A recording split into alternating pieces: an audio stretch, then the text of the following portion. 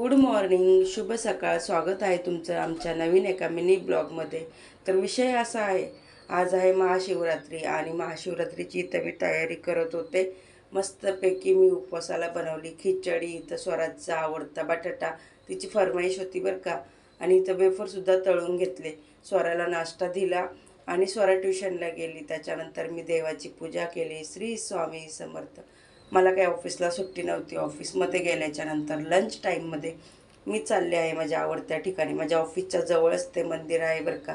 मी 2-3 वेळा गेलेली, पण ते मंदिर दुपारचं बंद असल्यामुळं आतमध्ये आपल्याला काही जाता आलं नाही. पण आज महाशिवरात्री असल्यामुळे ते मंदिर पूर्ण दिवस उघडे होते. आणि हे बघा, मंदिराची सजावट त्यांनी काय सुंदर पद्धतीने केलेली आहे. ओम नमः शिवाय. इथं सगळ्या देवांचं दर्शन घेतलं मी. त्यांनी मस्तपैकी मला प्रसाद देखील दिला आणि सजावट बघून ते एवढा आनंद झाला. पहिलं तर सांगते मी तुम्हाला, की मला ते मंदिरात जायची इच्छा माझी महाशिवरात्रीलाच पूर्ण झाली.